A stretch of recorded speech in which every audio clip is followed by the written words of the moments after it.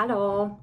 I was gonna eat some soup and talk about the book I read in February, but I don't feel like I want to eat the soup and do that, so I just realized I don't even have to mention the soup. It's out of frame. I gotta show you guys. Soup! Can I also just say real quick, I thrifted this. It's a, what does that say? Buchase. I don't know if that's just, you know, some old random $3 thing or what it is, but I love it very much. Obviously the color. Also, it holds an entire can of soup. Love. Right now I have in here what's called a super soup, and it's from, I'll look the place up and put it here. Bing! Just kidding. But yeah, it's literally so simple and so perfect. It's like cucumbers, cilantro, rice, chicken. The chicken is so good and tender. The broth is incredible. Yeah, it's a very hearty, nutritious thing. And I recommend it 10 out of 10. But I've had a little bit of it already. And we mukbanging right now. That's for, just kidding. I was gonna say that's for later, but like, ah! All right, I feel like I'm performing, so I'm just gonna call myself out real quick and stop. Here we go. I have mentioned this book already in one of my previous videos, Wintering by Katherine May, subtitle, The Power of Rest and Retreat in Difficult Times. This is a book that I had had a picture of on my phone for a while, and there's another book of hers called I always want to say Enlightenment. It's called Enchantment. And Enchantment, I believe, is about finding like the small joys and like little glimmers in life and kind of like training yourself to open yourself up to good instead of, you know, feeling drowned by the bad. And there's a whole lot of freaking bad to feel drowned by in these days. You know, let's just name it. I don't want to be that account that like vaguely dances around it. It is wildly insane to be living in a country. Do I have to like do that thing where I don't want to do the thing where I'm like, unalive. So whatever. I'm gonna just be so real, and if they want to get me, come get me. Basically, Palestine, like completely, like becoming knowledgeable about Palestine, I should say, educating myself on Palestine, the history of it, the real history, not the one we've been spoon-fed, really cracked open my worldview, my place in the world in a, what I'm obviously unable to find a single word for to describe, but I was gonna say in a beautiful, terrible, cathartic, much needed. I don't know. There's a lot of things. Obviously, it's very complicated, and that this is like a separate video that I'd like to make. But I don't ever, like I said, want to be one of those people that's just like, times are hard. Let's talk about books. So I'd like to name the things that are hard. I'm not going to name all of them, obviously, because unfortunately, there's a lot. But ICE, obviously, literally fucking insane. Like, just kidnapping people, breaking every law that is a law. There is no law. There's no law here. Obviously, I don't even want to say the files. We know the ones. My stomach churns every time I think of that. And I get filled with like a rage. And I'm in the process of gathering and directing this rage. So that is what I want to talk about in another future video where I can kind of just talk through it and figure it out. Well, not figure it out, but like start to untangle it, I guess. So for now, I just wanted to name those things. There's, like I said, many other things happening. You know, the freaking lack of any social safety net for any Americans, really. It's just really disheartening to hear how other countries' citizens are able to kind of thrive instead of just survive. And I'm in a place where I'm trying to work. Poppy, I love you, baby. You got it? Sorry, she was just so like locked in on this single spot on the carpet. I'm on edge a little bit, as you can see, because that's what thinking and being in that headspace of what's going on in our like 3D world, reality, whatever you want to say, is it's what it puts you in. That energetic space of, I don't want to say helplessness, but that does feel like an initial reaction. But, you know, we really do understand now that action is the antidote to despair.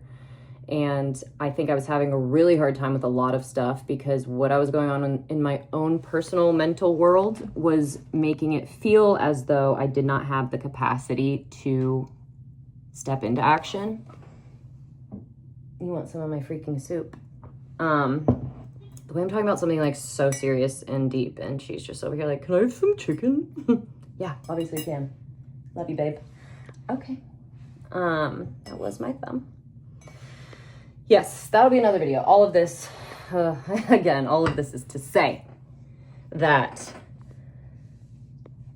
I'm in no way trying to advocate for the concept of cutting yourself off from what is really happening in order to protect your peace or to focus on me right now. Like, those kind of things are a mode of spiritual bypassing, and it's also toxic positivity. It's all of those kind of buzzwords.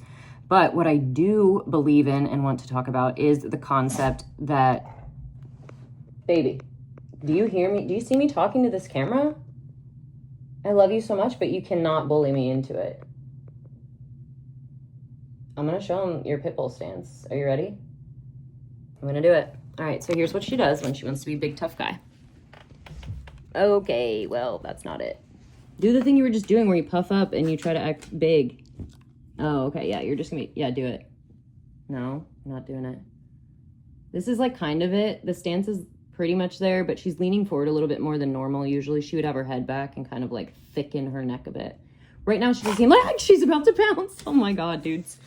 Okay, let's give her just one more piece. And no, I know I'm encouraging this behavior. Like, that's so obvious, you guys. Everybody shut up.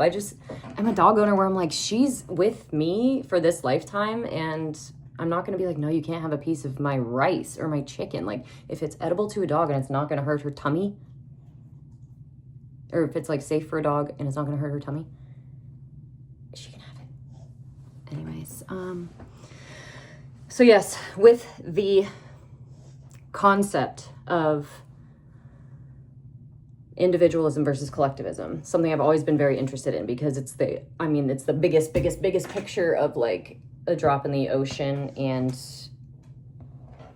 the ocean all being one. Oh my gosh, I'm totally not articulating what I'm trying to say. We'll get there. But for now, all I want to say is we live in a world, and we need to participate in the world that we live in, and we need to make heart-led decisions, and we need to make sure that our heart is clear and good, and that's how we can make the heart-led decisions. So the concept of filling your cup before you can pour into others, I think, has been, corrupted by a lot of different perspectives, modes of viewing the world, schemas, I don't know, whatever freaking word you want to put in there. But I think that there is still something to be said for taking care of yourself. And that's a huge thing that I've learned this last year. Like, I am still catching myself getting so caught up in wanting to maintain the life that I'm building and maintain forward motion in, progress, momentum, my writing, especially anything like personal growth, introspection, that kind of stuff. I find myself circling this idea of finding a balance between what am I trying to say? I do this all the time in therapy. I start like 9 sentences and then I go, what am I trying to say? Perfect example is this soup. Let's be real. So I feel like it's not healthy, but I am someone that has ADHD and kind of I'm one of those like, I do enjoy food a lot. So I have a little bit of living to eat in me, but a lot of it more so is the eating to live. And when I'm in a really down time, trying to figure out, what to eat, money, all this kind of stuff. There's just a lot surrounding it for me. And again, this is not something that I think that, like, this is something I'm working on doing, basically feeding myself more and regularly and better stuff, because I do have the thing where it's like, okay, I will be, like doing a task or whatever, and I'm like, oh, I'm kind of hungry, but like, let me finish this thing. And then by the time I'm done with the task, I'm either like too nauseous to eat, or it's like we got nausea and then we passed into the neutral phase, and I either just like don't think to eat, or like something comes up and I don't have time, whatever it might be, that I just kind of like skip the meal. And then usually I'm kind of good. And like, I will eat obviously a couple hours later when I start feeling it, but every once in a while it will hit me sooner than a couple hours later because my body is obviously needing more nutrients and like more energy. So, I'll get that feeling of just like utter weakness. Like it is low blood sugar, but it's not like I have low blood sugar, you know what I'm saying? It's like you're depleted. So I am working on not doing that, and that's what the soup is. I got a big old soup so that I could have a little bit when I was there. I got it yesterday after therapy. My therapist suggested it. She was like, you know what you need is a big bowl of chicken and rice soup, and it also has like cucumber. Like she just suggested everything that was in this soup. So I said, yeah, I'm following that ping. Immediately went there, and it was 5 minutes away, so perfect. And it did bring me a lot of joy, and it does feel really nutritious. And honestly, when I took a bite of the chicken, it was so tender and juicy that I was like, it did give me that feeling of like, I'm nourishing myself, you know, because like you can eat food and then you can nourish yourself, you know what I'm saying? So we were nourishing with our soup. I'm sharing it with my dog because I like to nourish her too. Yeah, okay, let's get into it. 11 minutes in, let's talk about a book. So this is a book, as I said, that I've had a picture of on my phone for a long, long time. And when I say that, I obviously just mean like I have had it on my TBR list. But I just felt like it was one of those books where I was going to get more out of it whenever I was ready for it, or whenever it was ready for me, both of them. Yeah, and then when I lost my friend Heather in November, I also had a lot of other things happening and going on in life in general. And my sister was like, hey, do you know that book Wintering by Katherine May? And I was like, I do. Like, I think I heard of it, And then I found this UK copy at the bookstore I was working at, so I bought it. And again, it sat on my shelf for like months and months. And then, because I was still like in the thick of it, and I just feel like I knew that I wasn't going to absorb it. As much as it was like completely about, like I was wintering hard, I just kind of thought that I wasn't going to absorb it because I was wintering so hard. So now that I'm kind of coming into my spring, and it does not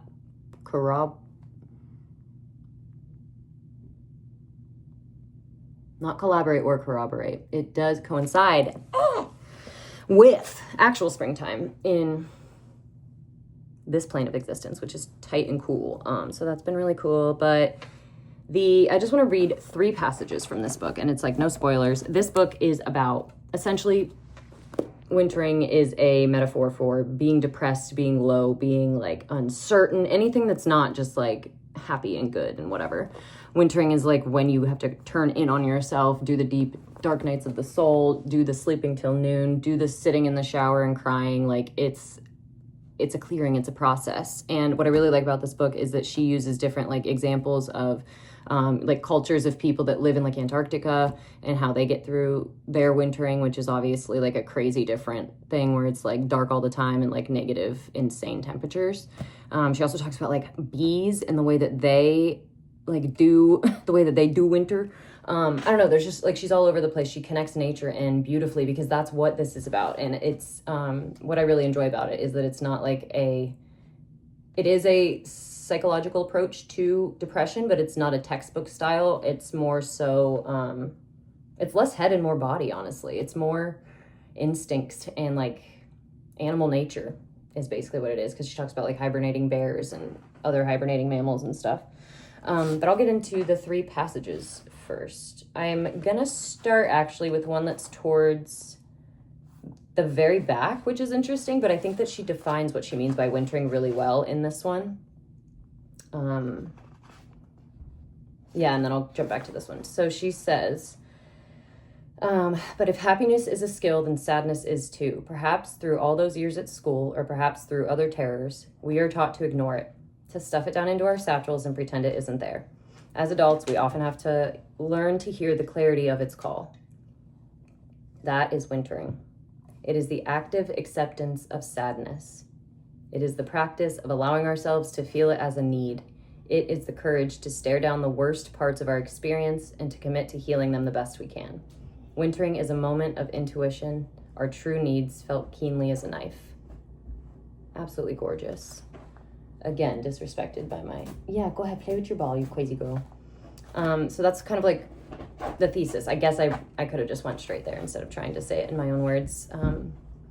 And then this other passage where she talks about her own wintering, and people in her life and just society at large's kind of reaction to that. Let's see. Sorry, just getting the context. Okay, I'll start up this way a little bit. I began to get a feel for my winterings. Oh, sorry, really quick too. A little more background and then I'll stop it so you can actually enjoy and read the book. The author mentions in the beginning that she was like an undiagnosed teenage girl, undiagnosed autistic teenage girl. And then she also, I don't know why I added the teenage girl part. I think that I just meant it because I just said it that way because when she mentions it, she says she's 17. And the other thing is that she has also struggled with depression. So, little context that you probably already knew. All right. Where are we?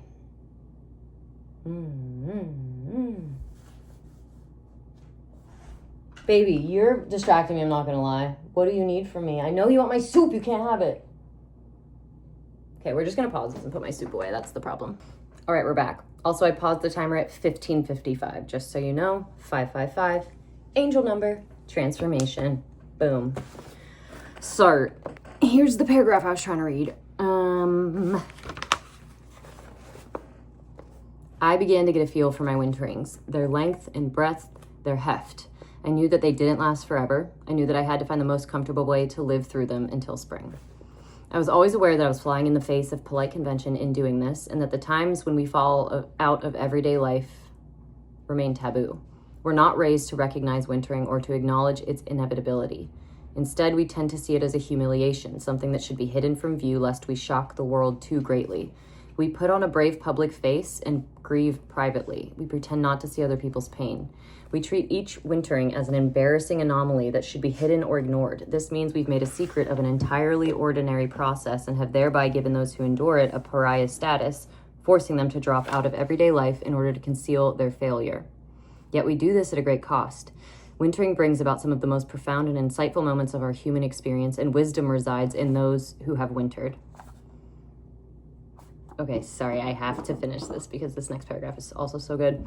In our relentlessly busy contemporary world, we are forever trying to defer the onset of winter. We don't ever dare to feel its bite, we don't ever dare to feel its full bite, and we don't dare to show the way that it ravages us.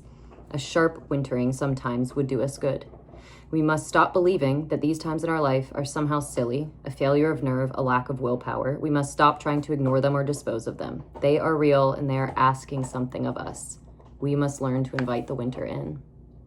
And that's what I've been doing, which is a hell of a fucking thing to do. But God, it's so worth it. I love it. I hate it. I love it. Okay. And then this one last paragraph, just to give you, like, you can already hear how kind of, eloquent and articulate she is at putting these big unseen things into words. But this part is just a really good coziness to it. She's talking about making like a simmer pot in her house and kind of just, let's see, I can't remember exactly what context. I don't need to give you all the context. We'll just read it. I feel as though I'm cooking autumn into my house. This week, I braised a hot pot with lamb, carrots, and thyme and discs of potato on top. I bought a box of delicately bloomed figs in cerise papers. Cerise? C-E-R-I-S-E. Don't know. And ate them chopped on porridge on 3 successive mornings. I made a velvety soup from a pale green pumpkin and cured a fillet of salmon with salt, sugar, dill, and beetroot, giving it a bright red coat. As an afterthought, I pickled some ridge cucumbers to go with it. I had time. It was all possible and all worthwhile. I had no idea how much these quiet pleasures had retreated from my life while I was rushing around, and now I'm inviting them back in. Still, rhythmic work with the hands, the kind of light concentration that allows you to dream, and the sense of a kindness done in the process. I make gingerbread men with Bert, her kid, Bert, and find myself taking excessive care over them as if they are reverse voodoo dolls. I imagine each one of them is a small act of defiance against the life I've been living. It's a kind of sympathetic magic to handle something so pointless with such reverence. I am tending to the dead, gently laying to rest a set of values for which I no longer have any use. Another thing I've been trying to do, my God. So yeah, this book was hitting. Wait, I got another one. Oh no, that was the best. Okay. I'm like, what if I read you the entire book of Wintering? No, that's the other thing. It is a pretty quick read-ish. It's 200. This version, the UK one, is 273. But it's broken up into three parts, which I like. And it is like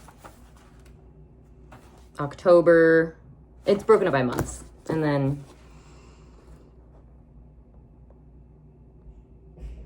then by the end, you're totally healed. And there's no more wintering. It's crazy. No, I'm just kidding. It's just it's a cozy book. It's a companion book. And I think that she articulates things really beautifully, like I said, that make a lot of sense. Like I said, those passages I just read, I would have felt them. I would have been affected by them, but they wouldn't have, snaked their way down into like the center of me and kind of like, I want to do this. Like, it's like, here's my like soul is like an orb, and this kind of acknowledgement of someone else feeling how I was feeling, just feels like holding the orb. So anyways, I read that in February. That was what I was gonna my intro. I forgot to intro it, but there's no way that I will make every video that I'm talking about books 22 minutes long like this one, but I had a lot to say at the beginning, so that's why it happened. I've wanted to make this YouTube channel for years and years. The You channel, it is the me channel. For years and years and years, because I love books. I love talking about books, blah, blah, blah. And I had a book blog, and I still have that book blog, and I do plan to continue to write on said blog, www.thelavenderhours.com. But, my God, when I'm in the heat of my reading, when I'm in the height of my reading, I can sometimes tuck away 10 to 12 books a month. And we are talking audio, graphic novels, shorter novellas. We'll talk books and numbers at another time. But all that's to say that I was trying, it was just too time consuming. It was starting to feel like a chore, and it wasn't fun anymore. And I just knew that it would be a lot cooler to talk with the world. No, it would be a lot just easier and more fun for me to do what I'm doing right now, where I'm just pretending I'm talking to this person. I haven't met you, but I'm glad that you're here. Thanks for spending time with me. And like I keep saying, I just really want to make videos that I would want to watch and be the person that I needed a couple months ago. Because I've been watching people that are where you guys get it. We all understand. Am I right? Okay. I'm going to go do some yoga because my body is feeling all of the processing. We are shedding, we are releasing, and that means a lot of things are brought to the surface, a lot of stiffness, a lot of pain, physical and mental. But like I said, I didn't say this, but I always say it, I'd rather feel everything than nothing. So as daunting as it is, I just said this to my therapist the other day, I always almost say God, I wish I just was XYZ. And by XYZ, it's basically I just want to be a simple-minded, ignorance is bliss kind of person. But one, I don't even think those people exist in my mind. I don't know, maybe they do. I just was I forgot how much exists that I didn't know exists, so we can't get into that. But